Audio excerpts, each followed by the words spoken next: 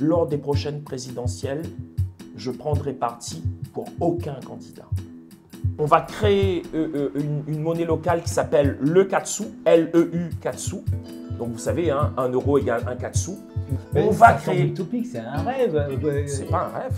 Ça existe déjà quelque part? Vous appuyez sur quelque chose qui existe? Mais on a fait vérifier juridiquement, ça se fera, on le mettra en place. Alors...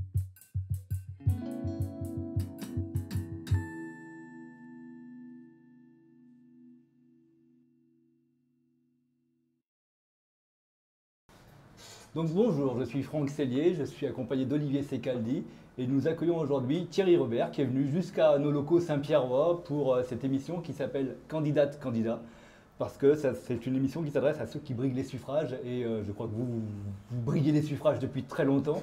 Je pense même que c'était une ambition d'enfant, parce que dans mon souvenir, quand j'étais au quotidien sur Saint-Paul dans les années 90, Bachelier, vous aviez été interviewé par les journalistes et vous aviez déjà dit quand je passe devant la mairie, je dis à ma mère, un jour c'est moi qui serai là.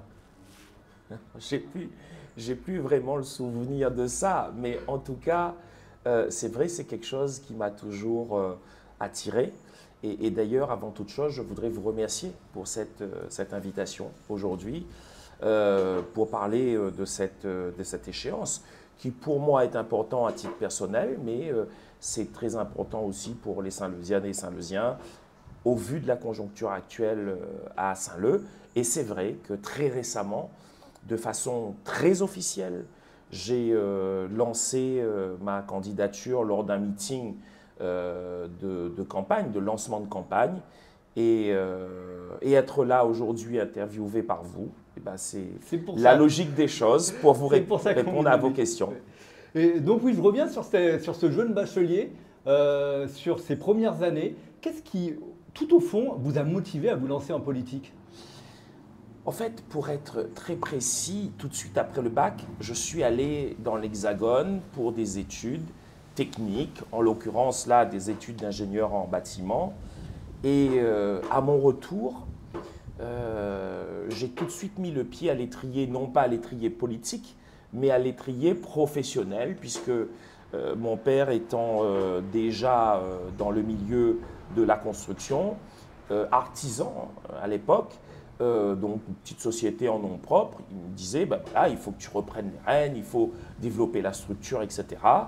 Et c'est comme ça que j'ai mis le pied dans le monde de l'entrepreneuriat. Tout de suite après, développement de l'activité, entre autres dans le cadre d'un développement lié à l'aspect immobilier.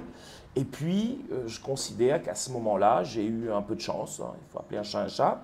Et très vite, discussion avec ma mère à l'époque, ouais, ce serait bien que tu puisses aussi aider les gens qui en ont besoin, parce que forcément, quand on paye des impôts, le fait d'être dans une association, de mettre de l'argent dans une association, ça permet de défiscaliser. Et donc, on a commencé comme ça à aider les gens. Et de Saint-Leu, je parle. Et puis, dans le monde associatif, c'est ça? Dans le monde associatif, ça s'appelait Association Partage. Voilà. Et puis, j'ai commencé à avoir un petit peu de pression des politiques d'antan qui me faisaient comprendre que, bon, il n'y avait pas lieu et que si je voulais quelque chose, il suffisait de demander et qu'il n'y aurait pas eu de problème. Et puis, moi, j'ai perçu ça plutôt mal et ça m'a donné l'idée, en fait, de dire, mais si je gêne autant dans le monde associatif qui n'est que revendication, eh ben, je vais faire de la politique où là, ça sera de l'action. Et c'est comme ça que tout est parti. Et justement, là, on va partir presque de la fin. Quel regard aujourd'hui vous portez sur un peu ce qui a marqué la fin de vos derniers mandats avec l'inéligibilité décidée en 2018 à votre rencontre? Alors, l'inéligibilité, je ne veux pas commenter la décision du Conseil constitutionnel, mais malgré tout, je le dis toujours avec du recul, parce que maintenant ça fait longtemps, 2017, 18, 19, 20, 21, 22, 23, 24, 25, ça fait quand même 8 ans. Moi j'ai été véritablement sanctionné gratuitement Je le dis. Et après, il y a ceux qui ne veulent pas admettre ou qui veulent absolument trouver tous les moyens de dire non, non, il a mérité. Moi, au moment où il y a eu l'inéligibilité prononcée, déjà 3 mois avant, le retard des impôts que j'avais était payé. Donc, véritablement, on m'a emmené jusqu'au Conseil constitutionnel. Pour moi, c'était une volonté, une décision politique. Et je le redis encore aujourd'hui. À tel point que des grands hommes politiques au niveau national me disaient que si tu n'étais pas député, tu aurais toujours été élu parce que tu aurais pu te défendre devant les juridictions classiques. Sauf qu'au Conseil constitutionnel, il n'y a pas moyen de se défendre, puisque vous savez très bien qu'au Conseil constitutionnel, la décision, c'est couperé. C'est-à-dire qu'il n'y a pas possibilité de faire des recours comme si on est devant une juridiction classique où on peut aller au Conseil d'État, etc. Où, là, c'est le couperet qui tombe, c'est comme ça et c'est pas autrement. Et au-delà de juste cette affaire de droit, en quelque sorte, est-ce qu'avec le recul, vous vous dites, qu'est-ce qui a amené finalement cet acte du Conseil d'État qui a mis fin à votre ascension politique? Pendant ces 10 années, de 2008 à 2018, vous gagnez pratiquement tout. C'était quoi? Est-ce que vous reconnaissez que vous auriez pu peut-être agir autrement? Est-ce que c'était votre attitude vis-à-vis de la préfecture? Oui. Ou des choses comme ça qui ont Oui, ça? mais si c'était à refaire, est-ce que vous referiez pareil? Non, pas forcément pareil. C'est sûr que avec l'âge, qu'on le veuille ou pas, on fait les choses différemment. En off, on parlait de la moto tout à l'heure et on se disait que quand on est jeune, on accélère beaucoup plus et qu'on prend de l'âge, on est beaucoup plus prudent. Non, bien sûr, je ne ferai pas les choses exactement pareil. Mais ceci dit, il y a le fond, il y a la forme. Tout ce que je disais à l'époque sur le fond, il s'avère que beaucoup ont repris mes idées, beaucoup aujourd'hui sont d'accord sur énormément de sujets, sur le fond. Et sur la forme, j'ai été probablement trop brutal, trop direct, trop frontal. Et on le sait très bien que l'opinion n'aime pas ça. C'est vrai, à La Réunion, les gens aiment quand c'est plutôt calme que… voilà. Et puis, au niveau des hauts fonctionnaires, ils détestent ça. Et partant de là, s'il y a moyen de vous éliminer du jeu, ils le font.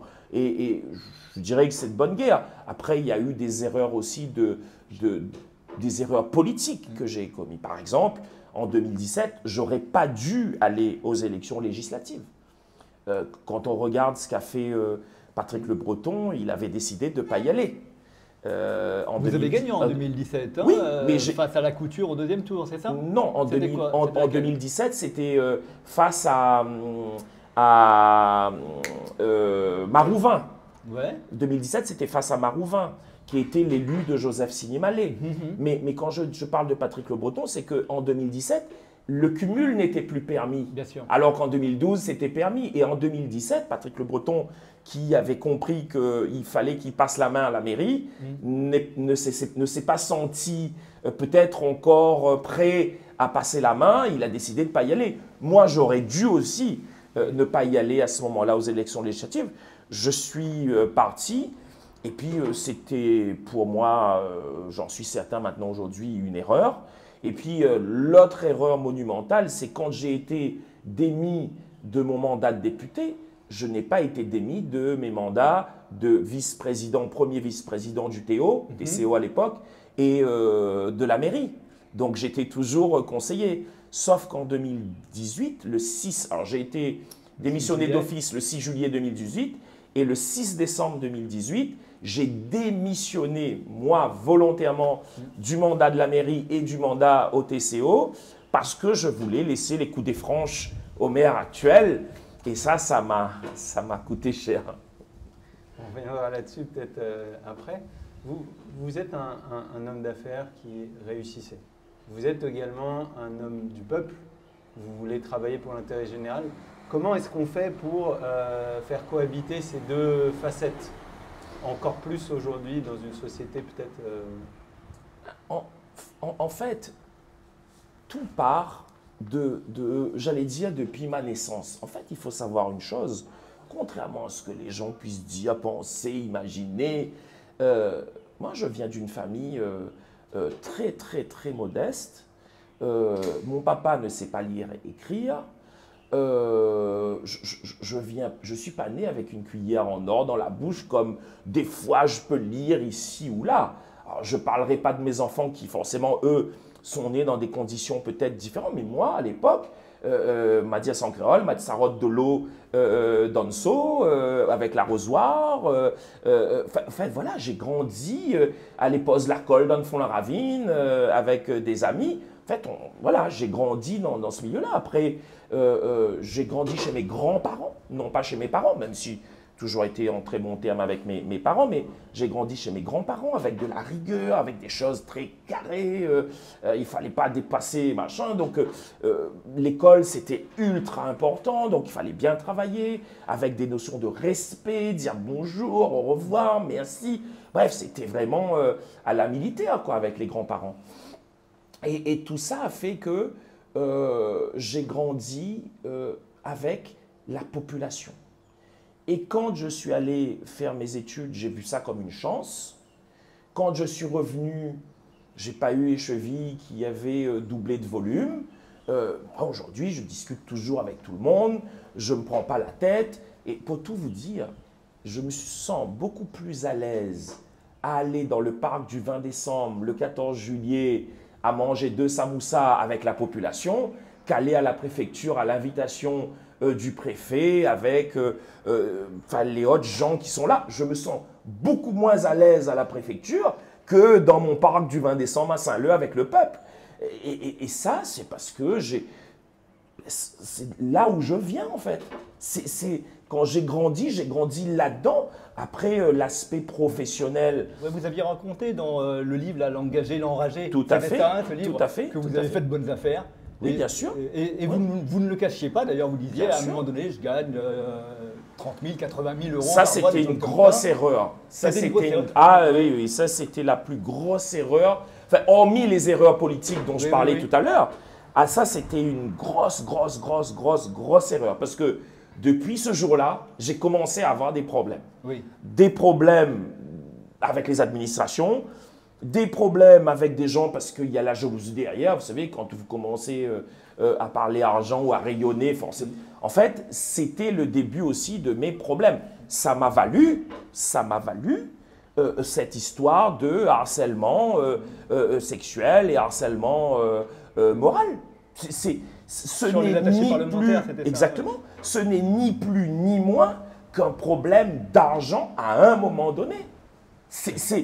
Là encore une fois, les gens vont dire ah ouais, il raconte des conneries. Non, je raconte pas de conneries. C'est la réalité. Ils m'ont demandé un jour une augmentation en disant mais oui, mais quand même, vous avez la possibilité quand même de nous donner une augmentation. J'ai dit non, j'ai pas les moyens de vous donner une augmentation parce que dans l'enveloppe dédiée aux employés, aujourd'hui je suis au taquet, j'ai un chauffeur, j'ai des attachés à la Réunion, etc. J'ai vous, donc j'ai dépassé le budget, je peux pas.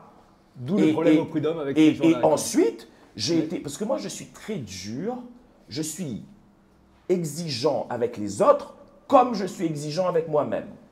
Et ce qui a créé, alors je fais une petite parenthèse rapide, mais ce qui a créé vraiment l'électrochoc qui les ont amenés à aller porter plainte contre moi, c'est qu'un jour, on avait un rendez-vous à Bercy avec la ministre du Tourisme de l'époque, Girardin, et il y avait Karina Benessa qui était venue à Paris spécialement pour ça. Il y avait Madame Mardaille de la mairie de Saint-Leu qui était venue spécialement pour ça. Et on devait aller négocier le classement en station de tourisme de Saint-Leu pour avoir un casino, etc.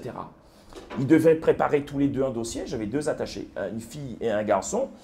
Et on arrive à Bercy, ministère du Tourisme, et je leur dis le dossier. Ah, ils n'ont pas amené le dossier.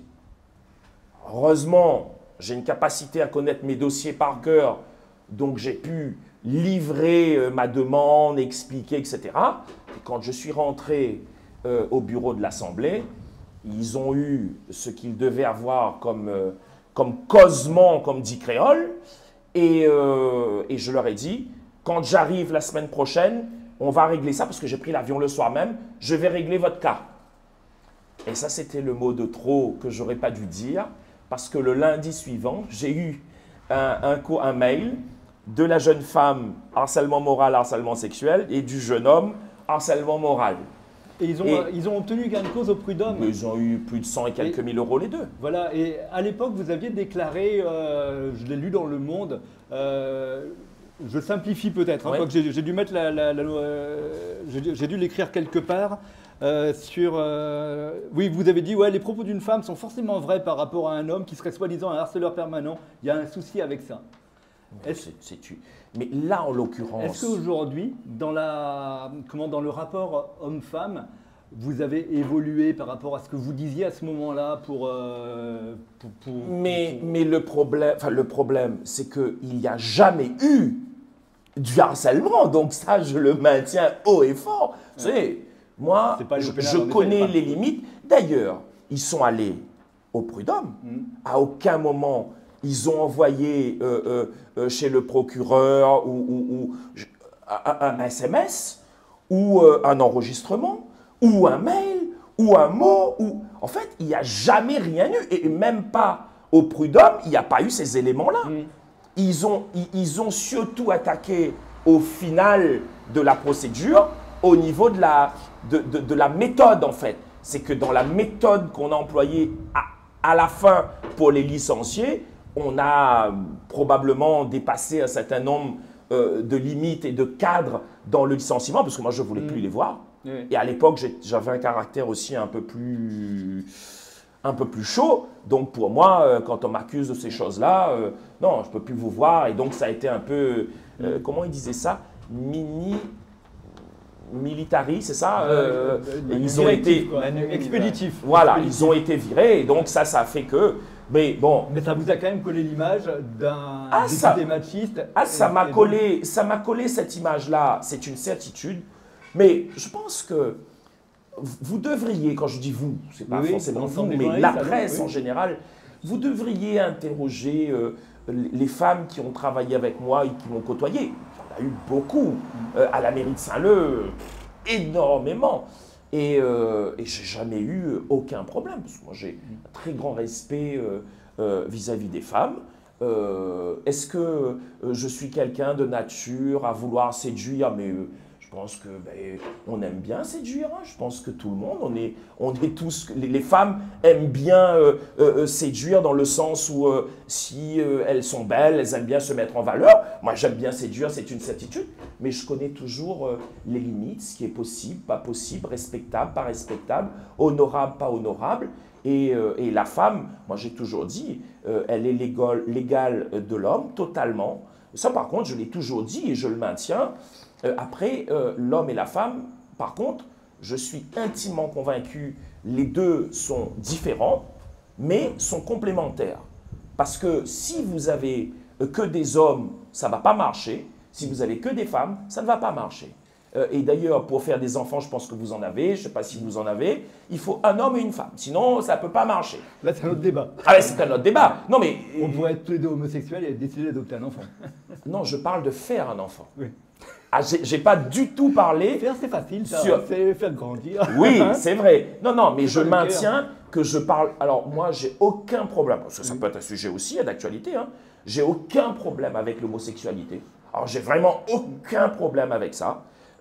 C'est quelque chose qui, pour moi, est totalement normal. Chacun a le droit de faire sa vie comme il le souhaite. Mais là, quand je parlais de la complémentarité homme-femme, c'est dans le sens, il faut un spermatozoïde et une ovule pour pouvoir être fécondé, pour pouvoir faire un enfant. C'est juste la complémentarité dans ce sens-là. On a dévié un peu. On a un peu dévié. Mais au moins, vous connaissez. Sur les questions, voilà, justement, là, vous mentionnez ce moment où vous avez un peu commencé à parler d'argent et que ça a été le début de vos problèmes. Je suis retombé en 2013, vous parliez aussi sur cette question-là du fait que on vivait dans un pays où justement on payait trop d'impôts. Et à un moment, si je ne me trompe pas, vous avez même un peu dit que vous étiez prêt potentiellement à quitter la France. Oui. Aujourd'hui, est-ce que vous tiendrais encore le même discours alors qu'on sait que la précarité augmente de plus en plus à La Réunion au niveau national et que la justice fiscale devient un peu le gros débat du moment. Je vais vous donner ma vision des choses sur ce sujet, que ce soit par rapport à ce que j'ai dit, par rapport à la fiscalité, par rapport aux très riches, par rapport à ceux qui ont besoin d'une solidarité républicaine, nationale. Premièrement, j'ai l'intime conviction.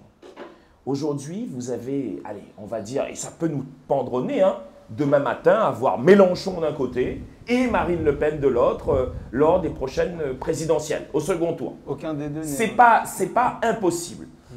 Moi, je pars d'un principe très simple aujourd'hui. C'est que parler d'ultralibéralisme ou parler du social à outrance, ce sont des extrêmes et les extrêmes n'ont jamais réussi à redresser un pays ou assurer un équilibre. Moi, je pense qu'il faut qu'il y ait des gens qui gagnent de l'argent. Parce que si tout le monde est pauvre, on ne pourra pas à un moment donné assurer la solidarité avec ceux qui en ont le moins. Ça ne veut pas dire qu'il ne s'agit pas aujourd'hui d'aller taxer peut-être un peu davantage quand même le CAC 40, ceux qui gagnent vraiment beaucoup d'argent et qui pourraient payer quand même un peu plus d'impôts. Je suis favorable. Mais par exemple, sur la taxe, ce dont presque toute la presse parle, le monde politique parle, la taxe Zuckman par exemple. Taxer, avoir un plafond à 2% sur les ultra-riches. C'est quoi votre position? Moi, aujourd'hui, ce n'est pas quelque chose qui me choque. Ouais. Mais je vous avouerai qu'on parle de la taxe Zuckman, mais sans vouloir non plus amender et ajuster. Et pour moi, ça, c'est un vrai problème. Quand on entend, par exemple, le LFI parler des retraites, ils veulent tout simplement annuler la décision qui est d'amender, en fait, la nouvelle loi sur les retraites, ils veulent l'abroger complètement. Mais moi, je pense qu'il y a toujours un juste milieu. Il n'y a pas lieu de dire on abroge complètement, il y a lieu de dire comment on améliore. Et la taxe Zuckman, je pense qu'il n'y a pas lieu de dire on l'applique ou on ne l'applique pas. C'est on l'applique pourquoi pas, parce que ça peut quand même apporter un intérêt, mais comment on fait pour que les ultra-riches aussi aient envie de payer, mais n'aient pas forcément envie de partir? Parce que à partir du moment où vous avez les capitaux qui quittent le pays, vous avez un pays qui s'appauvrit et vous avez demain, c'est une inquiétude qu'il faut avoir, comment assurer la solidarité avec ceux qui en ont le moins. Donc moi, c'est ça ma logique. C'est pour ça que moi, en tant que parti politique, j'ai toujours été centriste. Et je l'ai toujours été, je le serai toujours. Parce que je pense qu'une bonne politique, c'est une politique qui est équilibrée. C'est-à-dire que ni trop de gauche, ni trop de droite, mais quelque chose qui fait un mélange de tout ça et qui apporte un équilibre. C'est ma vision, c'est probablement pas la vision de tout un chacun. Mais dans l'état actuel où justement on a une population qui tient la langue, hein. Moi je rencontre tous les jours du monde, hein, tous les jours en ce moment, encore plus qu'avant. Et je vois bien que, avant-hier soir, je faisais une réunion, mercredi soir, je disais, le 15, les gens n'ont plus d'argent. Il y a une dame qui dit, non, non, le 7, il y a des gens qui n'ont plus d'argent. C'est vrai. Et moi, je suis favorable à ce qu'il y ait des taxes, oui, mais il y a des limites. Et aujourd'hui, il faut appeler aussi un chat un chat. Les ultra-riches connaissent toujours les combines pour s'en sortir, et c'est surtout la classe moyenne qui est mise à genoux systématiquement, et c'est ces gens-là qu'on appelle. Parce que moi, quand les gens disent là de l'argent, etc., mais moi je ne suis pas un ultra riche, je vis correctement. Oui, non, bien sûr. Vous aujourd'hui, c'était une erreur d'avoir annoncé des... Ah mais ça c'est une erreur, mais ça c'est une erreur monumentale. Aujourd'hui vous en êtes où? Vous avez eu un revers de fortune ou vous gagnez bien votre vie? Mais moi aujourd'hui je me suis quand même beaucoup mis en retrait des affaires, ça c'est une certitude, puisque j'ai mon premier fils qui a repris l'activité, donc je suis vraiment beaucoup moins dans les affaires. J'ai mon deuxième fils qui, lui, est moins axé sur l'immobilier, mais plus axé sur le commerce. Et il finit ses études l'année prochaine, mais il est déjà un peu dans les starting blocks parce que c'est aussi un entrepreneur dans l'âme. Donc, voilà, on passe un peu le relais aux enfants.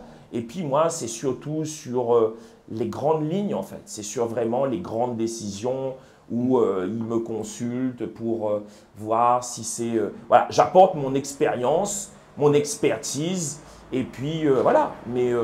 Mais en ce moment, c'est surtout beaucoup plus politique, politique, politique, du matin au soir et du soir au matin, hein, quand même. Hein. D'accord, donc là on peut vous classer dans la classe moyenne, mais plus dans la classe des riches, quoi. Oh, je pense qu'aujourd'hui, j'ai passé la main, j'ai donné beaucoup aux enfants, j'en ai trois fils. Donc aujourd'hui, voilà, je vis tranquillement, on va dire. Là, on va faire encore un saut sur un pas de côté. Tout à l'heure, bon, on parlait de cette plainte pour harcèlement. Sur un sujet qui touche à ça, mais qui est peut-être plus général, qu'est-ce que vous devriez faire, par exemple, est-ce que vous avez réfléchi à quoi faire pour pouvoir combattre encore plus, de manière plus véhémente la problématique des violences envers les femmes, mais plus généralement les violences intrafamiliales sur l'île, parce qu'on sait quand même que c'est le deuxième territoire avec le plus de cas de ces violences. L'alcool, la drogue.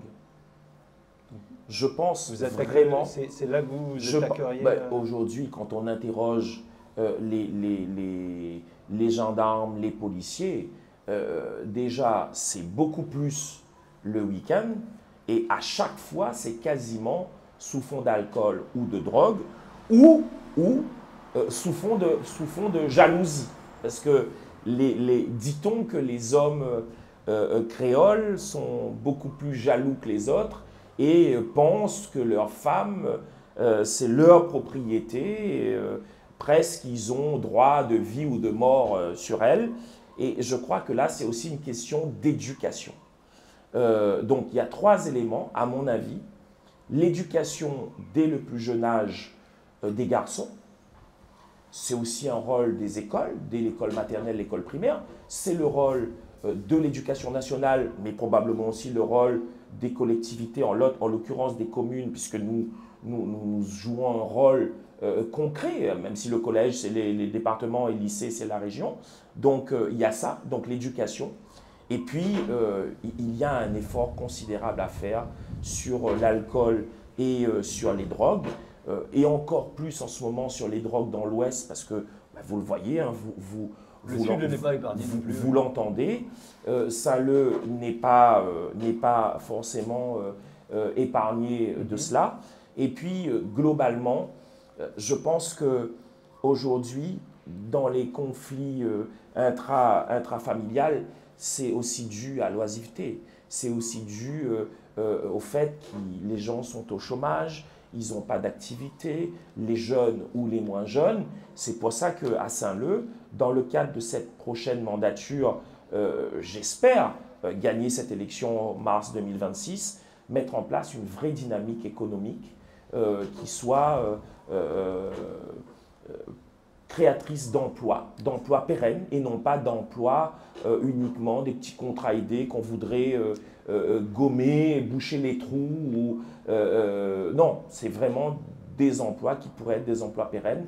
Et si vous tout étiez ça… maire de Saint-Leu, vous auriez des actions spécifiques sur les violences intrafamiliales, les violences sexistes? Mais vous savez, j'ai décidé aujourd'hui, notre programme, il est évolutif et on est en train de rajouter tous les jours des éléments. D'ailleurs, je vais vous expliquer ce qu'on a fait tout à l'heure, mais je crois qu'il va falloir, à coup sûr, hier après-midi, il se reconnaîtra certainement. J'étais en train de discuter avec quelqu'un qui habite au Cap Camélia, quartier des Camélias à La Chaloupes, pas très loin de l'école des Camélias, pas très loin de la maison de quartier des Camélias, et qui me dit que dans le coin, aujourd'hui, c'est devenu très très compliqué, avec beaucoup de délinquance. Et on a discuté justement des plans qu'on allait pouvoir mettre en œuvre. Et je compte bien d'ailleurs consulter la gendarmerie nationale pour connaître un peu les statistiques, entre autres de ce quartier par rapport, parce qu'il me racontait… Sur la route Hubert de Lille, là-bas, ça… Ouais. Ben, parce qu'il y a eu une concentration de logements il n'y a pas très longtemps et il y a certains habitants qui connaissent beaucoup de problèmes dus à ces arrivées massives de personnes. Alors, je ne dis pas que tous les habitants sont concernés par ça, non. Mais quand même, il y a de vrais problèmes. Il y a des femmes qui subissent des violences, il y a des vols, il y a des bagarres plus ou moins graves avec des coups et blessures graves. Donc tout ça fait que ça date de hier après-midi. J'avais une discussion là-dessus. Et les logements sociaux qui ont été mis là-haut, ils ont accueilli pas seulement les gens du secteur, mais ils ont accueilli des gens de toute l'île? Il y a des gens de toute l'île. Aujourd'hui, avec le mécanisme d'attribution de logements, quand on construit des opérations immobilières de logement social, il peut y avoir des gens de Saint-Pierre qui vont arriver à la Chaloupe, ou des gens de Saint-André qui vont arriver à la Chaloupe, ou des gens de Saint-Leu qui vont se retrouver, enfin, je ne dis pas à Sillaos, mais qui vont peut-être se retrouver à Saint-Joseph. Ça, je pense que c'est une erreur en soi. Ça, vous en parlez dans une de vos publications Facebook. C'est totalement. Quelque chose qui vous tient à cœur de redonner de la priorité au local, c'est-à-dire à Saint-Pierre pour les Saint-Pierrois, à Saint-Leu pour les Saint-Leusiens, en tout cas que chacun… Oui, pourquoi? Je vais même raisonner à l'échelle d'une commune. Je prends deux exemples. Par exemple, à Bois-de-Neuf, le quartier de Bois-de-Neuf, ce sont des gens qui sont plutôt fêtards, qui aiment bien vivre, qui aiment faire la fête. Donc le week-end, c'est un peu le mot d'ordre. Mais quand ils sont entre eux, tout se passe bien. Il n'y a aucun problème. Mais quand vous montez, par exemple, à Colimaçon, vous avez une population dans les petits quartiers, par contre, qui, eux, sont plus posés, pas de musique, pas de bruit, etc. Donc, le fait même de prendre des gens de quartiers différents à l'intérieur même de la commune peut créer des problèmes de voisinage. L'idée, c'est du bon sens. On n'est pas en train de se dire on barricade la commune, mais ça fait partie, à mon sens, des prérogatives d'un maire. Le maire, il sait que dans tel quartier, ça fonctionne de telle façon, dans tel autre quartier, ça fonctionne de telle façon. Il ajuste les choses. Et d'ailleurs, si vous étiez encore à l'époque, je pense, journaliste dans d'autres médias, et il s'avère que nous avons réalisé des logements sociaux sur l'ensemble des quartiers pour que justement nous puissions subvenir aux besoins des habitants du quartier chez eux. Nous avons réalisé à Bois-de-Neuf, nous avons réalisé à Piton-Centre, nous avons réalisé à la Fontaine-Saint-Leu, au Colimaçon, à la Chaloupe, au Plaques, à Grandfond. C'est au moment de l'attribution que le maire y perd un petit peu le contrôle? C'est au moment de l'attribution où il perd le contrôle, mais de toute façon, je le dis là, sans détour, soit on se met d'accord avec le bailleur et avec l'État avant de commencer une opération de logement, sinon je bloquerai les opérations. Parce que moi, j'ai l'intention aujourd'hui de réaliser 600 logements sur la commune de Saint-Leu sur les 6 prochaines années. 600, c'est extrêmement ambitieux, mais je sais que je suis en mesure, en capacité de les réaliser, mais il y aura des conditions. Et c'est ambitieux. Et vous avez déclaré, ou vous le déclarez régulièrement, que l'état des finances de Saint-Leu est catastrophique. Sur quoi vous vous appuyez pour dire que l'état des finances de la commune de Saint-Leu est aujourd'hui catastrophique? Mais ce sont des éléments concrets. Nous avons, alors déjà, nous nous sommes basés sur le budget primitif 2025, où nous nous sommes aperçus qu'il y avait la reprise du résultat par anticipation alors qu'on n'avait pas encore terminé le compte administratif 2024, premièrement. Deuxièmement, on s'est aperçu qu'il y avait eu énormément de factures de l'ordre de 2 500 000 € de 2024 qui n'ont pas été payées en 2024, qui ont été poussées en 2025. Ça s'appelle de la cavalerie. On s'est aperçu ensuite lorsqu'il y a eu le compte administratif, que les résultats ne correspondaient pas à ce qui avait été indiqué dans le budget primitif. La Cour des comptes s'est penchée dessus déjà alors, nous, on s'est permis d'écrire à la Cour des comptes, donc on attend les réactions. Et puis, quelle n'a pas été notre grande surprise le 5 novembre dernier, lorsqu'on s'aperçoit qu'il y a un besoin en trésorerie d'1,8 million €, qu'il y a une demande de financement d'emprunt pour 1,8 million € à l'heure actuelle, pour lesquels il me semble improbable de pouvoir l'obtenir d'ici la fin de l'année. En tout état de cause, ce qu'il faut savoir, c'est que soit en fin d'année, la mairie paye le personnel, soit la mairie paye les fournisseurs. Mais la mairie de Saint-Leu ne pourra pas, au 31 décembre, à la fois payer les fournisseurs et en même temps payer le personnel.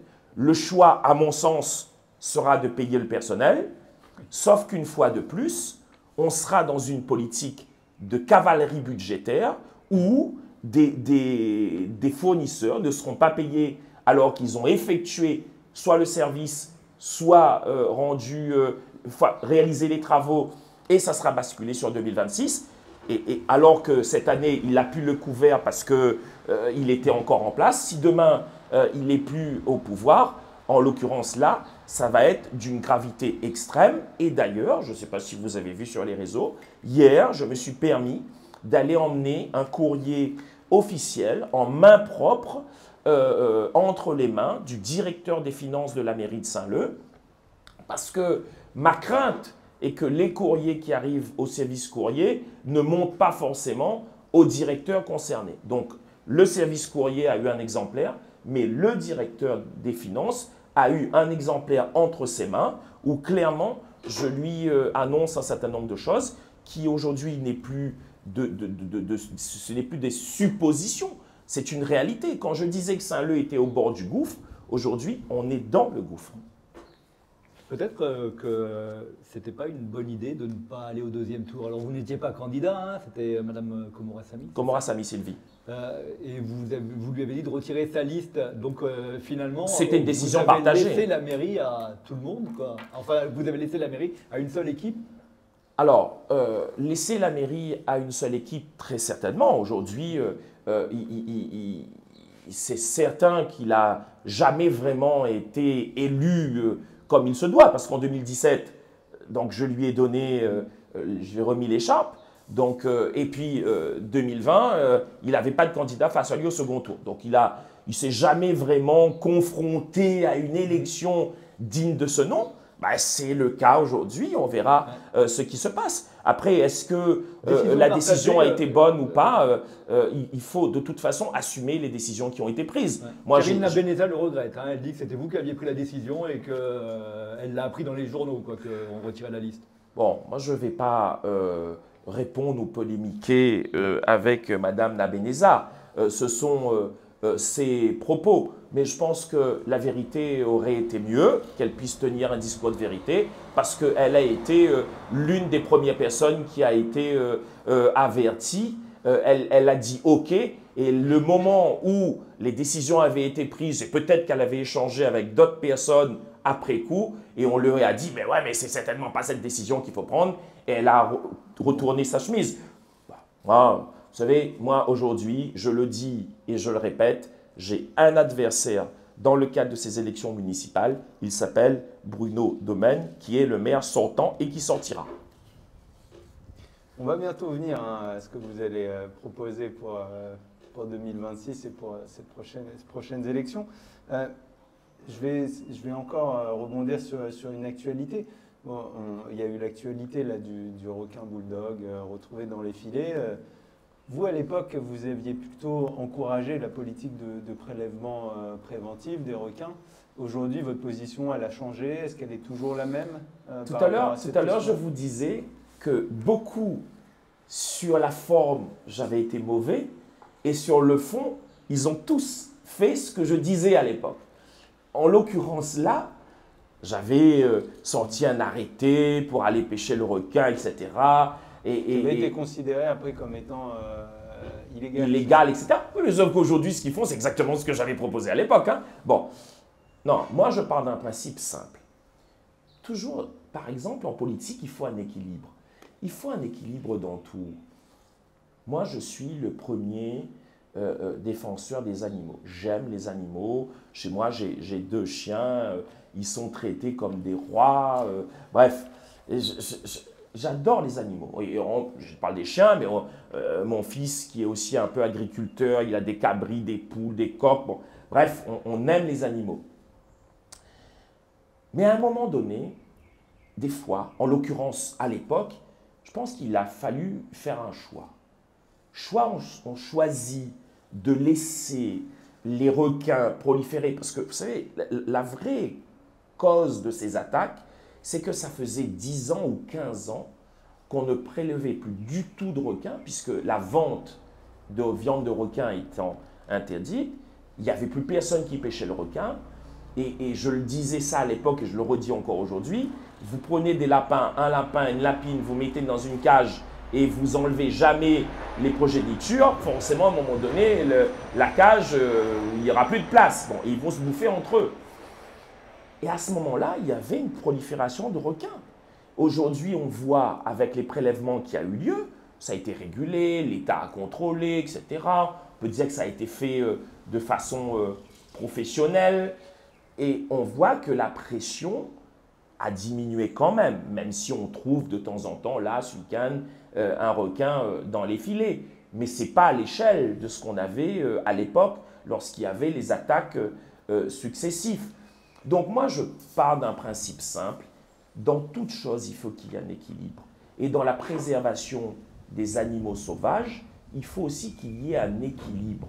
Que ce soit en mer ou sur terre, tout doit être équilibré.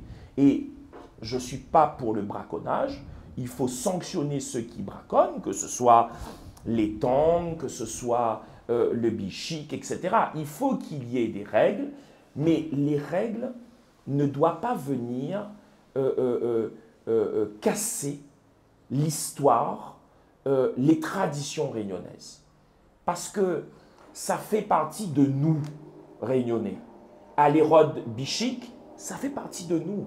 À l'érode le guêpe, ça fait partie de nous. À l'érode tang, ça fait partie de nous. Donc, oui, il faut réglementer. Oui, il faut contrôler. Oui, il faut qu'il y ait des professionnels qui sont des sachants qui puissent donner leur avis.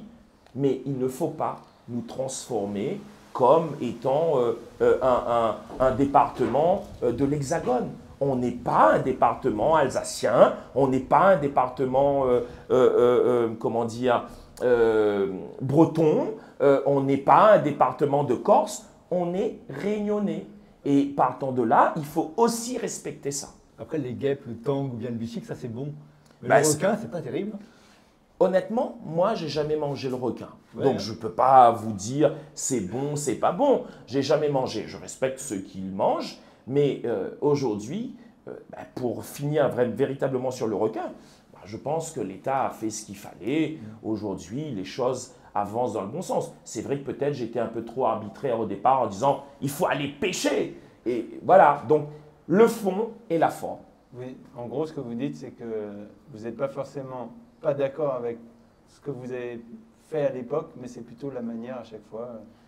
Oui. Ou si vous Mais deviez tout le refaire monde- les choses aujourd'hui, mais vous tout le le feriez avec plus de... Mais tout le monde me le dit. C'est que, mais sur beaucoup de choses, hein, vous savez, là, j'ai pas d'exemple qui me vient à l'esprit, mais ça me viendra peut-être dans un instant. Il y a beaucoup de sujets que j'avais dit. Téléphérique. Téléphérique. Quelle idée, un téléphérique à ça. Téléphérique. On m'avait pointé du doigt. Le C'est Puy du quoi, Fou c'est aussi, qui, le c'est Puy quoi? du Fou Le qui Puy était du fait. Fou Vous aussi. en avez eu Mais des j'ai pas projets, perdu ça de tête. Hein. Je vous le dis, j'ai pas Ah perdu bon ça de tête, en tête. Mais le téléphérique, vous avez vu récemment, le Théo a dit avec Séraphin qu'ils allaient réaliser 3 téléphériques. Et quand je l'ai annoncé, on m'a dit mais ce type, c'est un fou, mais de quoi il parle? Et il y a eu Saint-Denis, et il y a eu va voir la montagne bientôt, et peut-être le Théo avec 3, c'est Séraphin qui en parlait. Donc j'en trouverai d'autres tout à l'heure. Hein. Les Saint-Leusiens, ils ont un peu une chance pour mars 2026, c'est qu'ils pourront comparer. Ils pourront comparer 10 ans de Thierry Robert et plus d'un mandat de Bruno Domaine. Dans la comparaison, vous pensez que vous allez bien vous en sortir? De quoi vous êtes fier de votre premier passage à la mairie de Saint-Leu? Je n'ai pas encore dit qu'il y en aura un deuxième, hein, mais en tout cas le premier. Ben, il y a eu un début de deuxième quand même. Oui. Il y a eu un début de deuxième en 2014. Oui, Dans- oui, vous avez eu 10 ans, quoi. Hein. Voilà, Après, en il y a eu une rupture 2014, brutale, oui. en 2014, alors laissez-moi d'être un peu fier. Alors, En 2014, j'ai été élu avec 75% au premier tour. Hein. là, je parle des réalisations. Oui, oui, vous avez eu je vais, 80% des choses comme je ça, vais oui. vous parler des réalisations. Mais c'est une fierté parce qu'il n'y a jamais eu un score aussi fort dans le cadre d'une élection municipale au premier tour. Et donc, forcément, j'en suis fier et je voulais le dire. Et alors, concernant mes réalisations, la comparaison sera très simple pour la population, mais extrêmement simple. J'ai fait une réunion mercredi soir à l'étang Saint-Leu. On était plus de 120 personnes réunies. Réunion café. En 2008-2014, quand je faisais une réunion café, j'avais maximum 20 personnes. J'ai des photos de comparaison, preuve à l'appui. Bon. Ça, c'était en nombre. Et pendant la réunion, je disais aux gens, qu'est-ce que monsieur le maire actuel a fait sur l'étang? Et là, il cherche. Je dis, non, mais allez-y, dites-moi, il ne faut pas avoir peur, je veux. Il cherche. Je dis, mais rien. Et puis, il y a une dame qui dit, ah, il a fait un dojo. Je dis, déjà, le dojo, 100% a été payé par la fédération de dojo, de judo, fédération de judo, 100%. C'est un bâtiment qui existait. En fait, il y avait une maison de quartier et comme il y avait la possibilité, la fédération de judo est venue voir la mairie en disant on a de l'argent, on peut faire pas un judo, un dojo. Est-ce qu'on vous avez un local? Et on leur a dit ok, on vous met un local à disposition. C'était le local de l'étang et donc il y a eu le dojo qui a été réalisé. Je dis oui, mais après, ils ont cherché, rien.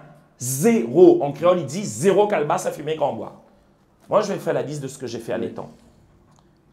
J'ai réaménagé un grand parking qui a coûté très cher d'ailleurs pour l'école primaire. J'ai réalisé la mairie annexe. J'ai réalisé un plateau sportif, éclairage, etc., synthétique, à Bois-de-Neuf-l'Étang. J'ai réalisé une micro-crèche. J'ai réalisé l'ensemble des voiries, entre autres un chemin qui était dans un état lamentable, c'était le chemin Dial, où on a refait les réseaux. Là, on ne se croise pas dans le chemin Dial, et avant il y avait des trous partout. Donc, et on a refait tous les chemins là-haut. Bref, on a investi, je pense, pendant toute cette période, à peu près 15-20 millions d'euros sur la période. Là, pendant toute la période où il était en place depuis 2017, rien n'a été fait à l'étang. Je peux dire exactement la même chose sur Bramouton. Je peux dire exactement la même chose sur la Fontaine Saint-Leu. Je peux dire exactement la même chose sur la Chaloupe. En fait, aujourd'hui, pour être très clair, ce que le maire actuel a initié et réalisé lui-même, c'est au niveau du terrain de Portail à Piton, il y a un vestiaire. Il l'a initié, il l'a réalisé, il l'a inauguré. Le reste, le centre-ville de Piton-Saint-Leu, Bibi. Moi, je dis Bibi parce que j'aime bien communiquer comme ça. La station de potabilisation de l'eau de Badurand, c'est moi. L'ensemble des logements qui ont été réalisés jusqu'à ce jour, c'est moi. La comparaison, aujourd'hui, elle est faite. Pour moi, elle est faite. Et d'ailleurs, on va le rendre un peu plus visible parce que les gens ont besoin de voir réellement les choses. Vous savez, le centre à Saint-Leu, l'ancien marché couvert, transformé en centre artisanal, l'hôtel des Postes, il y avait des trous dans le toit, enfin, le front de mer sud. Alors, il a voulu faire de la maison de la mer son projet de mandature, et vous avez le résultat aujourd'hui. La maison de la mer, ça a fait pchit, parce que ce n'était pas suffisamment préparé. Vous y êtes opposé d'ailleurs, si vous êtes réélu, la maison de la mer La maison de la mer, c'est niet. Niet. Par contre, moi, je veux qu'on reparle de l'agrandissement du port Et j'en parlerai avec l'ensemble des acteurs, des pêcheurs, plaisanciers, professionnels, traditionnels, parce qu'il faut savoir que j'avais déjà verrouillé un dossier financé, permis accordé, autorisation de l'État, de la DEAL, tout fini. On a pris 6 ans pour le faire, pour agrandir le port. Et quand l'autre a pris la main, il a décidé d'enterrer le projet et de le remplacer par la Maison de la Mer. Et donc, si vous aviez un regard critique, justement, à porter sur aussi ces 10 années où vous avez été à la mairie de Saint-Loup, est-ce qu'il y a quelque chose où voilà, vous vous dites ça j'aurais pu le faire différemment, ça j'aurais aimé pouvoir le faire? J'ai été trop dur. Avec qui? Avec J'ai été trop dur. vos... Non, les administrés. Enfin, moi, en fait, non, pas les administrés. Parce que les administrés, j'ai toujours dit au personnel, aux directeurs, etc., que c'est comme dans un commerce. On dit le client est roi. Et je dis toujours, les Saint-Leusiennes et les Saint-Leusiens sont rois. Donc, et ça entraîne beaucoup de j'allais dire, de pression, beaucoup de tension sur ceux qui doivent répondre aux demandes et aux sollicitations de la population. Parce que quand on dit que la population est reine, forcément la population se permet aussi de demander tout et n'importe quoi et d'être exigeant, etc. Donc ça ne facilite pas la tâche de celles et ceux qui travaillent pour donner satisfaction. Moi, je me base souvent sur ma personnalité. Moi, je suis quelqu'un qui compte pas ses heures, qui dort très peu, je bosse énormément, j'ai donné tout mon temps, toute mon énergie. Vous interrogez chez moi, mes enfants ou mon épouse, ils vont vous dire, il se réveille le matin, quand j'étais élu, il est déjà à la mairie, tous les mots de la journée, c'est la mairie. Et le soir, en arrivant, c'est encore la mairie. Et quand il se couche, c'est encore la mairie. Quand il dort la nuit, il parle, il rêve, et il parle haut et fort, il parle de la mairie. Bon, bref. Ils vous freinent pas, ils vous disent pas, faut pas y retourner? Mais mon épouse Elle est contre. ah oui. Oui. Honnêtement, oui, très opposé. Très opposé. Très opposé. Mais après, elle sait que j'aime ça, en fait. Aussi. Donc, dans un couple, quel que soit, il faut qu'il y ait aussi des fois un équilibre et qu'on accepte ce que l'autre aime, ou en tout cas qu'on essaye de trouver la cote mal taillée pour ajuster. Et après, mes fils, j'en ai un qui aime un peu plus particulièrement, et puis les 2 autres, moins, mais ils me soutiennent. Ils me soutiennent. Mon premier fils, il est vraiment très déconnecté de tout ça. Mais il est venu au meeting, il me soutient, quand il voit un truc, il me... Voilà, le dernier, bah, il est très jeune, donc il n'est pas non plus là-dedans, il a 14 ans. Et le deuxième, il s'intéresse davantage, il me donne des idées, tu devrais faire ça. D'accord, bah, peut-être qu'il vous a donné des idées pour le programme. Alors, on ne va pas rentrer dans tout le détail, hein, là on doit essayer de convaincre en peu de temps, mais votre programme que vous proposez pour 2026, ça va être quoi les axes prioritaires? Alors, vraiment, la priorité des priorités, c'est la jeunesse et l'avenir de la jeunesse. Parce que moi, je pars d'un principe simple, c'est que l'avenir de demain, c'est les jeunes, ce sont les jeunes. On ne peut pas aujourd'hui faire sans eux, même si je sais que beaucoup ne s'intéressent pas suffisamment à la politique. Ils ne votent plus. Et ils devraient. À mon sens, ils devraient. Mais parce qu'on les a souvent trompés, ils ont espéré, on n'a pas fait. Donc ça, c'est un élément pour moi important. Et quand je dis important, ça passe à la fois par l'éducation et les moyens octroyés demain à l'éducation nationale, enfin, en tout cas aux écoles primaires et maternelles. Ça passe par le sport, la culture, les animations de quartier. En fait, tout ce qui a trait véritablement à entraîner l'émancipation de la jeunesse et se sentir bien. Ça, c'est un élément. Deuxième élément important, c'est la troisième jeunesse. Pourquoi? Parce qu'aujourd'hui, qu'on le veuille ou pas, vous et moi, on est là aujourd'hui, c'est parce qu'un jour, il y a eu des grands-parents, des arrière-grands-parents et des parents. Et moi, ayant grandi chez mes grands-parents, comme je disais tout à l'heure, je suis très attaché aux conditions de vie des aînés. Et on a fait beaucoup de choses lorsque j'étais là. Et je veux poursuivre ça parce que je veux essayer de faire à Saint-Leu, faire en sorte que, au lieu de voir des personnes âgées dans des centres, pas dire abandonnés, parce que dans les centres, c'est très professionnel, alors, il y a des exceptions, mais globalement, c'est très professionnel.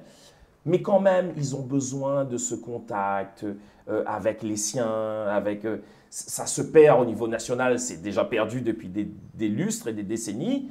À La Réunion, ça se perd, mais l'idée, c'est d'essayer de voir comment on peut encore essayer de faire garder les personnes âgées le plus longtemps possible chez eux, beaucoup plus difficilement pour ceux qui ont Alzheimer, parce que c'est une maladie très complexe. Mais en tout cas, nous allons doter de moyens supplémentaires le SAPA. C'est un service dédié vraiment aux personnes âgées, avec des moyens de transport pour les accompagner, des personnes de convivialité pour aller les accompagner. Bref, en tout cas, des moyens pour la troisième jeunesse. Et puis, troisièmement, un élément qui est exactement ce qu'on avait parlé au tout début, quand on a parlé de la politique sociale, les impôts, les ultra-riches, etc. Moi, je veux créer une dynamique économique à Saint-Leu pour créer de la richesse, pour pouvoir assurer la solidarité avec les plus démunis et les plus fragiles. Et les deux vont de pair. Pour moi, le développement économique va avec la solidarité et donc les moyens supplémentaires au CCAS, etc. Par exemple, moi je vais remettre en place le service proximité, service disponible 24 heures sur 24, 7 jours sur 7, 365 jours par an, comme ça a été avant et qui a été détruit lorsque je suis parti. On va le remettre en place. Le développement économique, je vais peut-être vous donner juste un élément, il y en a plusieurs, mais un élément. On va mettre en place une monnaie locale à Saint-Leu. Il y a déjà Tikatsu qui... Ouais, mais ça, c'est départemental. Et en plus, je ne sais pas. C'est très difficile à mettre en place. Nous, on va monter une SPL. On va créer une monnaie locale qui s'appelle le Katsu, LEU Katsu. Donc, vous savez, 1 euro égale 1 Katsu, avec plusieurs axes. Et je vais vous démontrer l'intérêt pour Saint-Leu. Premièrement, toutes les entreprises qui vont venir travailler à Saint-Leu, 30% du paiement de ces entreprises seront réalisés en le Katsu. Ça permettra en fait de créer une dynamique économique sur le territoire. Demain, on prend une multinationale pour faire 10 millions d'euros de travaux sur un chantier, je ne sais pas laquelle, la mairie de Saint-Leu. On refait la mairie de Saint-Leu et, ce qui est prévu d'ailleurs, on refait la mairie de Saint-Leu, ça coûte 10 millions. Eh bien, il y aura 3 millions d'euros payés en le Katsu avec obligation. Vu que le Katsu n'existe... va accepter. Ah, mais ça, c'est des règles du marché. On a le droit de faire ça? Ah, totalement. Totalement. Donc, avec l'obligation de dépenser j'ai bien compris, oui, à Saint-Leu. Donc, le béton, le ciment, la main-d'œuvre, etc. Donc, on crée une dynamique économique. Ça, c'est le premier point. Le deuxième point, c'est créer du pouvoir d'achat pour la population. C'est-à-dire qu'on va négocier avec tous les acteurs économiques de Saint-Leu une remise sur chaque achat avec le Katsu. Donc, quand vous achetez 1000, vous allez faire des courses, vous allez faire la fête, vous achetez 1000 euros dans un centre commercial, on a passé un accord avec eux, et bien vous allez payer 900 au lieu de payer 1000 parce qu'on a négocié 10% de remise lorsqu'on paye avec le Katsu. Quand la mairie va donner des aides sociales aux administrés via le CCAS, on va payer avec le Katsu.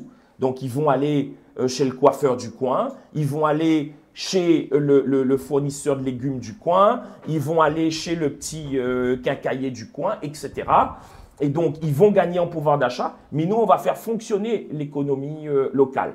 Et celui qui habite, par exemple, à Saint-Louis, et il y a une enseigne à Saint-Pierre, il y a une enseigne à Saint-Leu, la personne habite à Saint-Louis, il y a tout intérêt pour lui, pour elle, de venir à Saint-Leu, parce qu'en venant à Saint-Leu, en échangeant l'euro contre le Katsu, cette personne va bénéficier de 10% de remise dans l'enseigne, même si c'est la même enseigne, à Saint-Leu. Donc, Mais on va ça semble créer... utopique, c'est un rêve. C'est pas un rêve.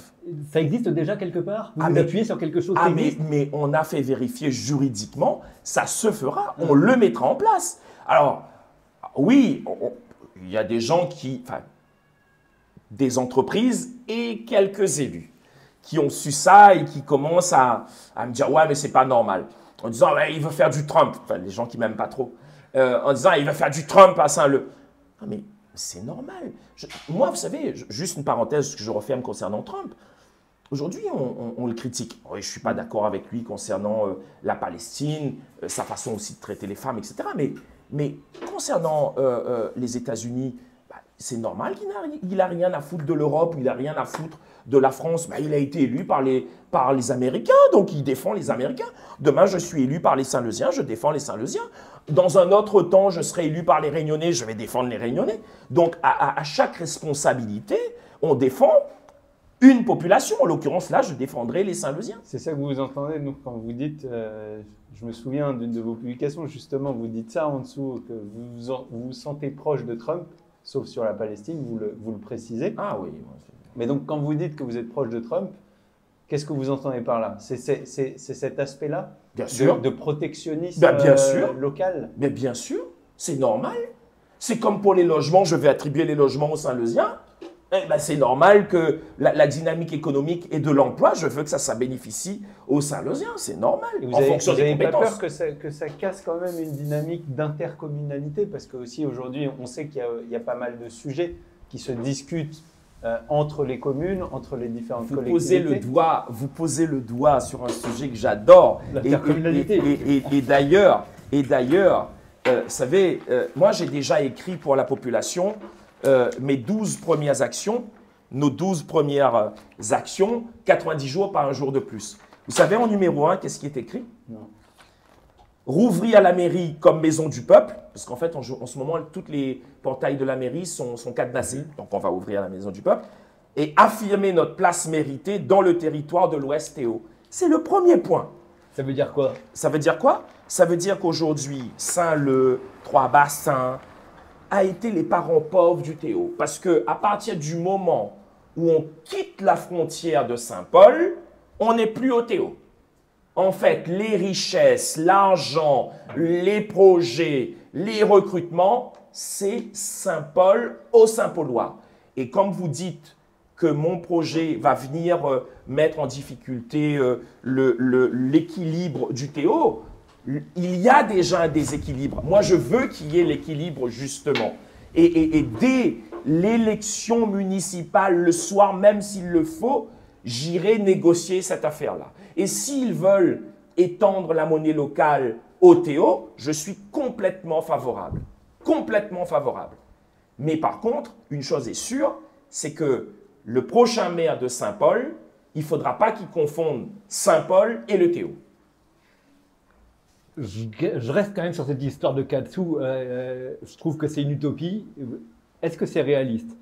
Est-ce que vous êtes allé voir M. Tchokin pour lui dire le Leclerc du portail, là, il va falloir prendre du Katsu maintenant, hein, la moitié, ça sera, le tiers, ça sera du Katsu. Qu'est-ce qu'il vous a répondu? Mais de toute façon, il veut ou il veut pas. C'est pas là, je le dis, et même s'il m'entend en regardant cette vidéo, de toute façon, nous, le Katsu, on va le mettre en place. Nous, au CCS, on va donner aux gens le Katsu. S'il se dit, moi, je ne veux pas de le Katsu, je veux uniquement de l'euro, ah ben, il prendra uniquement de l'euro. Mais il perdra un bon nombre de Saint-Leusiennes et de Saint-Leusiens qui, eux, vont aller faire leurs courses là où il y a le Katsu. Parce que, alors, il y a Après, une je ne sais chose... pas de ce qu'il en pense. Alors, Est-ce que vous lui en avez parlé? Pas encore. Il y a une chose qu'on est en train de vérifier qu'on ne sait pas. Et là, on va aller encore plus loin. C'est que je prévois, si c'est possible, de payer le personnel 10-15% le Katsu. Ça, je ne sais pas. Je vous le dis très sincèrement, on est en train de vérifier juridiquement, je ne sais pas. Mais si on a la possibilité de le faire, je le ferai. Je le ferai pourquoi? Parce qu'on va créer une dynamique économique et de l'emploi sur le territoire. Vous imaginez, le producteur de tomates le producteur oignons, l'ail, tout ce que vous voulez.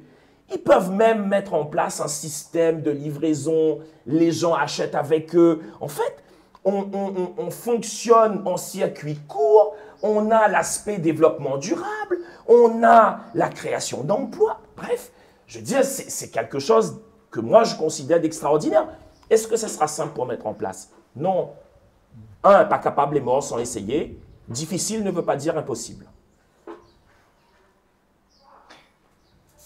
Justement, ce style on en revient à ce style de communication, parce que là, on voit que vous voulez imposer d'une certaine manière, en tout cas, poser votre point sur la table et dire on va faire comme ça. Ah oui. Et en tout cas, on va le faire et après, on verra si ou non. Donc, c'est vrai qu'on rejoint un peu cette dynamique de Donald Trump qu'on en parlait juste avant.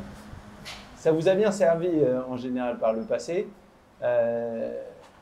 Personne ne vous a jamais dit dans votre entourage, Thierry, il faut s'assagir. Avec l'âge, je suis beaucoup plus sage. Tout à l'heure, vous m'avez demandé qu'est-ce que je regrettais pendant le mandat. Autant j'ai fait des choses bien, mais je dis j'étais dur, j'étais assez dur, j'étais très exigeant, etc. Mais vous savez, je vais vous dire quelque chose. Moi j'ai été élu à 29 ans. J'ai 48 aujourd'hui. Vous savez, j'ai plus le même dynamisme non plus. Hein. Donc je peux pas, si je donne le tempo, je peux pas donner le même tempo que je donnais à l'époque. Donc forcément, les choses vont être, je ne dis pas que ça sera peace and love, non. Avec moi, ça peut jamais être peace and love. Mais quand même, forcément, calmer, etc. Mais je vais vous dire quelque chose. Au-delà de la politique, oublions 2 secondes la politique. Alors, je ne sais pas qui est le boss ici. C'est peut-être vous? C'est horizontal. Ah, c'est horizontal. Voilà. Bon, okay. Même si c'est un peu moi. Mais, non, mais je te demande ton avis à chaque fois. À un moment donné, qu'on le veuille ou pas, il faut qu'il y ait quelqu'un qui prenne la décision. Même s'il y a de la discussion, même s'il faut qu'on ajuste.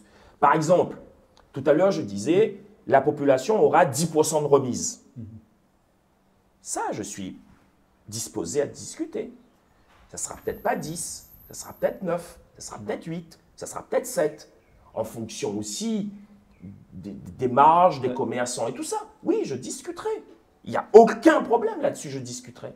Mais je ne discuterai pas sur le fait de mettre en place ou de ne pas mettre en place le KATSU. Ça, c'est une décision que je prends. Les gens vont voter pour moi au mois de mars 2026 en sachant que si je gagne, je mettrai en place le KATSU. Si le peuple décide et que vous leur avez dit ce que vous alliez faire, vous considérez je vais appliquer ce que le peuple. Bien sûr.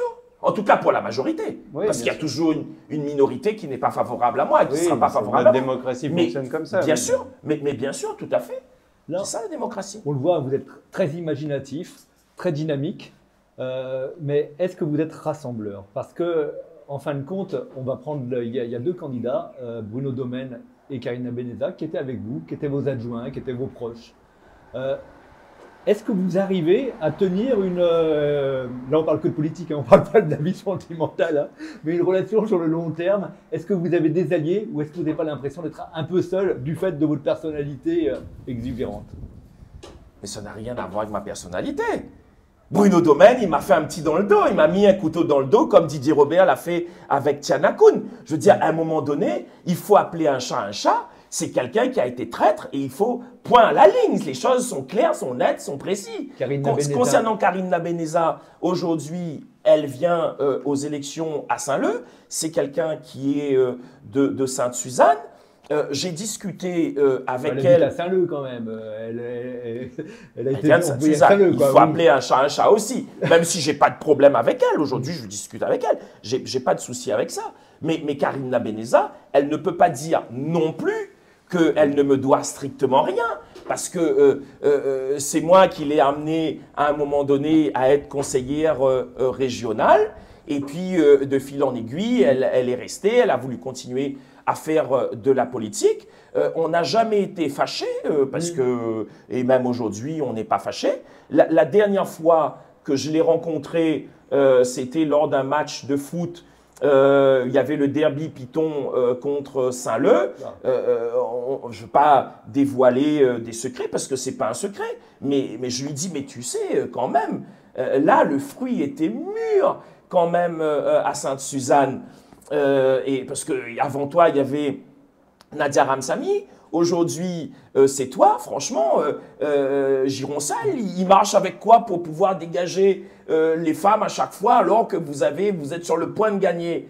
Elle me dit, c'est vrai que beaucoup de monde me dit ça quand même. Hein. Je dis, mais il n'est jamais trop tard. Non, mais je me suis quand même beaucoup déjà engagé à Saint-Leu.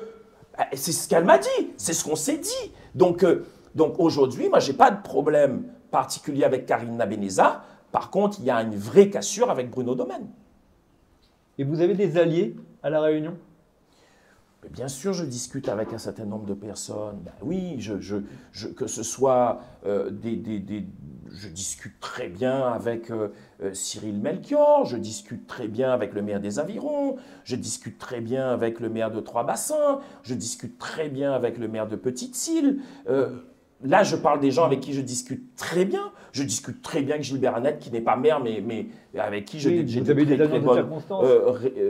très bonnes relations. Disons que vous aviez un mouvement départemental, maintenant le pacte est plutôt saint-leusien, vous n'avez plus d'ambition départementale pour l'instant. Mais vous savez, j'ai aussi commis, tu parles d'erreurs tout à l'heure, des mea culpa. Par exemple, à un moment donné, j'ai aussi voulu aller trop vite.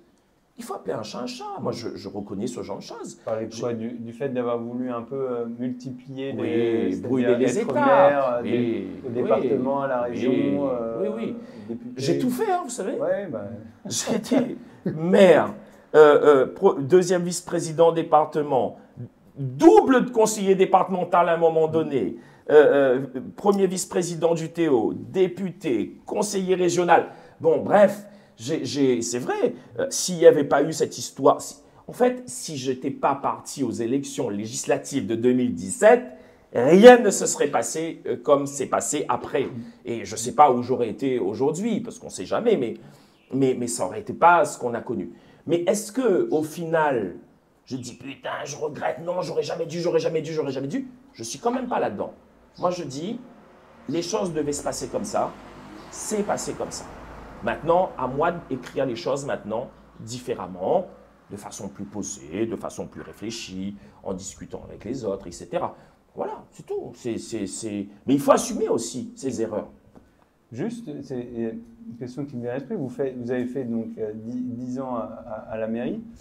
Est-ce que dans votre esprit, vous vous dites que, malgré le fait que ça reste une élection par le peuple quand même, est-ce que vous vous dites qu'un maire doit à un moment laisser sa place? Même si d'une élection à l'autre, pendant 20, 30 ans, 40 ans, il est élu par le peuple, est-ce qu'à un moment, il faut aussi renouveler et apporter du sang nouveau Alors, oui, je pense qu'il faut apporter du sang nouveau. Mais, je vous invite à aller interroger des gens de Saint-Leu.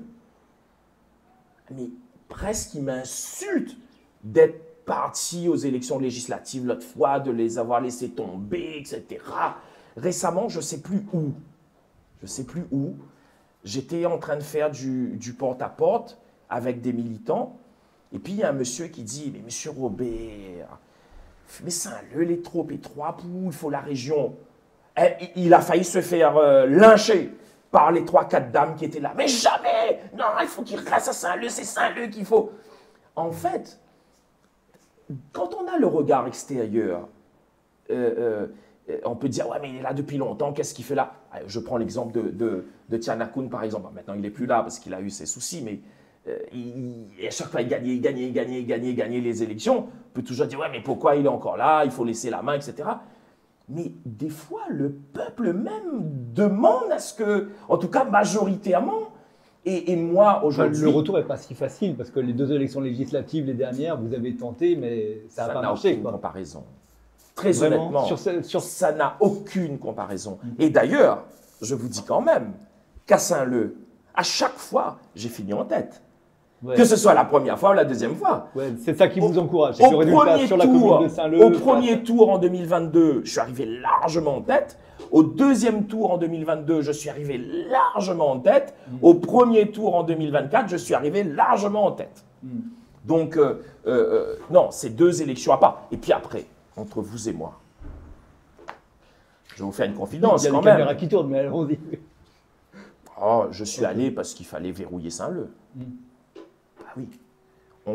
On ne doit, un politique, je dis ça peut-être, je ne suis pas très vieux, mais Paul Vergès, vous avez appris ça. un politique ne doit jamais laisser son électorat sans orientation et sans choix. Jamais. Qu'on aille pour gagner ou pour perdre, mais il faut y aller.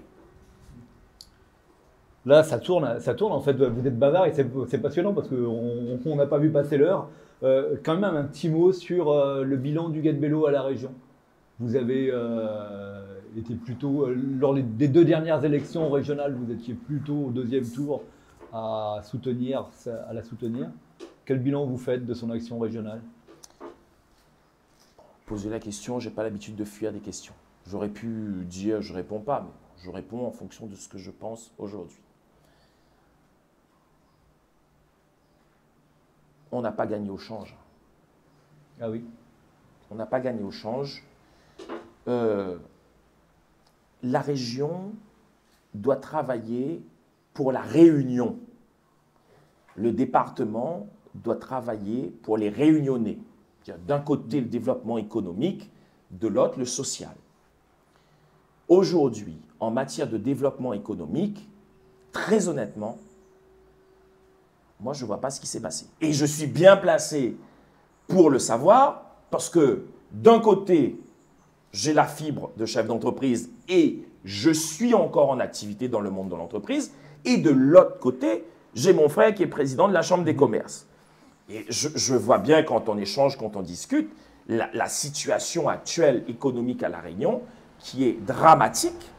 Et je pense qu'il y a des manquements qui sont des manquements certains. Et ce n'est pas moi qui le dis. Ce sont ses premiers soutiens. C'est Erika Baredj qui le dit. Ce sont des élus de gauche qui l'ont aidé à être élu au 2e tour, qui le dit régulièrement. Donc, moi, j'observe. Je ne veux pas être dans la critique gratuite, mais je pense qu'une grande majorité de Réunionnais aujourd'hui ne sont pas satisfaits. À travers toute votre carrière, vous avez toujours gardé le cap centriste. Vous l'avez redit tout à l'heure que pour vous, il faut garder un peu un équilibre. Oui. Comment ça se matérialise aujourd'hui dans une Élection municipale ? Oui, mais dans une France plus généralement, où on voit une montée quand même des idées d'extrême, et là je vais parler d'extrême droite, qu'on voit monter au national, qu'on voit monter ici. Comment ça se matérialise d'être au centre aujourd'hui? C'est pas le RN qui est fort. C'est la politique des 70 dernières années qui est en train de s'effondrer. Donc ça, c'est une réalité. Hein. Le RN n'est pas fort. C'est l'échec des présidents et des gouvernements successifs, de droite ou de gauche, qui ont échoué, qui font qu'aujourd'hui, le RN paraît aussi fort sur le papier et même dans les urnes. Je vais raisonner à l'échelle d'une commune, parce que si on commence à raisonner à l'échelle nationale, on en a pour long, et comme ça concerne les municipales, je vais rester à l'échelle de Saint-Leu. Aujourd'hui, ma liste, entre autres, sera composée de tout parti politique, de bonnes intentions, de personnes qui ont envie de faire avancer Saint-Leu. Point à la ligne. J'ai des gens qui ont toujours été socialistes, qui sont aujourd'hui avec moi, me soutiennent. Par exemple, Philippe Boisvilliers, qui a toujours été socialiste, vous connaissez. Il y a des gens qui ont toujours été à droite, entre autres, un des bras droits de Jean-Luc Poudroux, en la personne de Jackie Codarbox, qui est très connu à Saint-Leu pour être un fidèle parmi les fidèles de Jean-Luc Poudroux, mais très à droite. Donc il est aujourd'hui avec moi. Nous avons des gens qui sont très à gauche, qui ont toujours été communistes depuis des décennies, qui sont aussi à mes côtés. En fait, la logique saint-leusienne est une logique d'intérêt général de Saint-Leusienne et des Saint-Leusiens. Il n'y a pas le côté droite ou gauche, parce que je l'ai dit, je vous le dis, d'ailleurs ça va être un scoop pour vous, parce que je n'ai jamais dit à d'autres organes de presse, et ni même sur mon réseau social, lors des prochaines présidentielles, je prendrai parti pour aucun candidat, à titre personnel. J'ai bien dit, aucun candidat. Et ceux qui sont autour de moi, qui voudront être extrême droite pour l'un, extrême gauche pour l'autre, PS pour l'autre, et j'allais dire RPA, ça n'existe plus. Les Républicains. Oui. Les Républicains pour les autres, ils seront libres. Je ne me prononcerai que sur les élections législatives, les élections départementales, régionales, municipales, sénatoriales, les présidentielles. Je ne vais plus donner de consignes de vote pour les élections présidentielles. Je voterai moi, je pourrai rendre public pour qui je vais voter, mais à aucun moment je dirai à la population d'aller voter pour un tel ou un tel. Et est-ce qu'il n'y a pas une part de lâcheté, justement, là-dedans? Parce que l'extrême droite monte. À un moment donné, il y avait encore un arc républicain. L'extrême droite nous prépare des lendemains désastreux. Est-ce que je vous réponds. Vous ne vous posez plus comme un rempart contre le Rassemblement national? Je vous réponds. Vous savez, chat chaudé craint l'eau froide. Je vais vous expliquer pourquoi.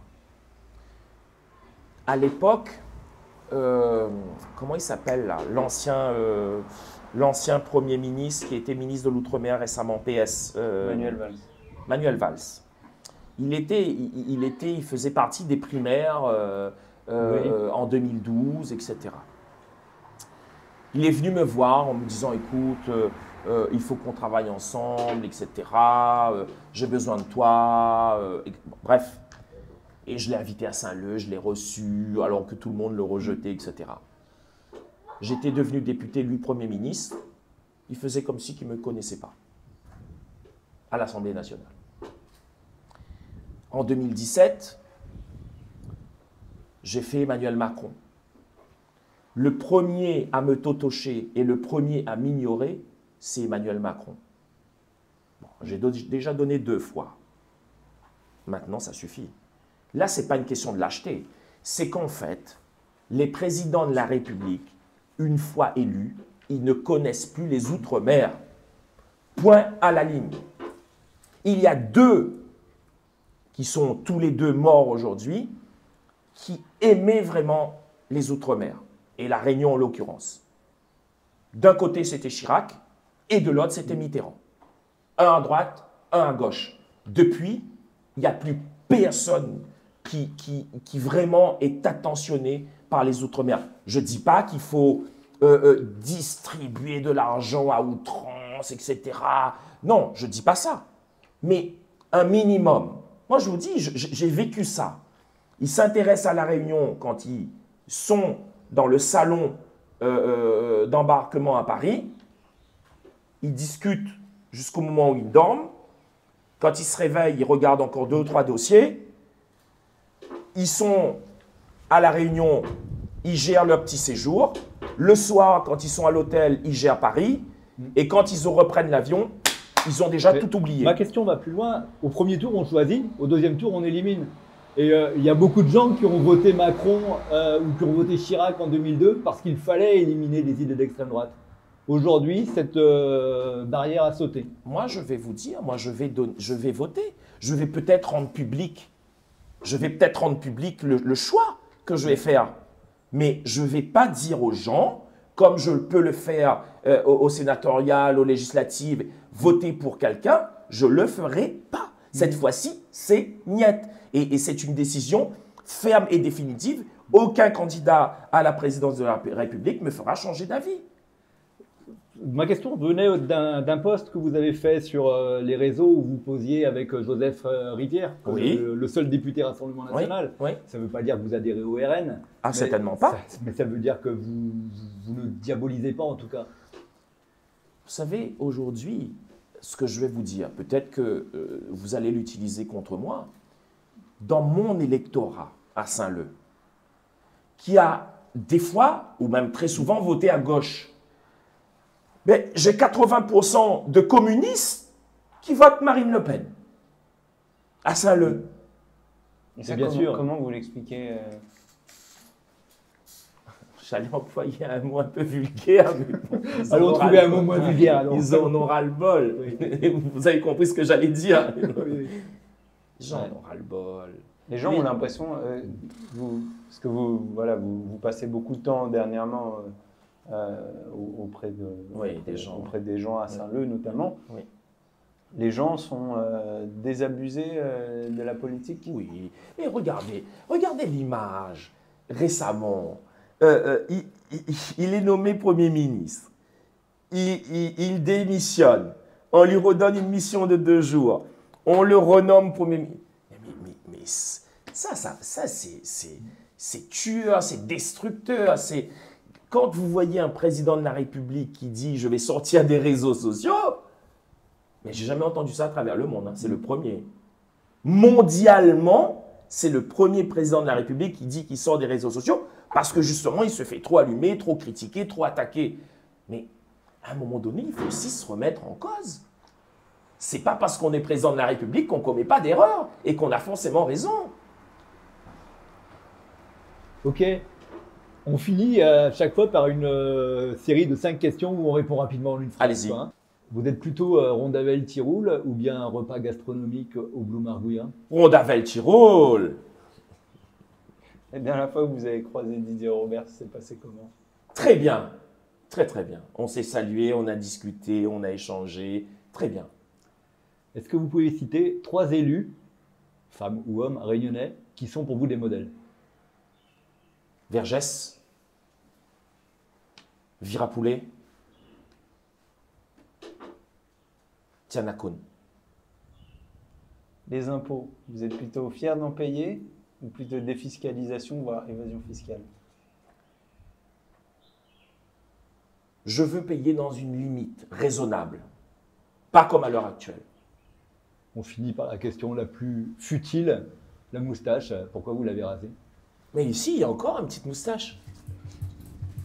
Exactement. Merci. Merci à vous, c'était sympa. Ouais, heureux.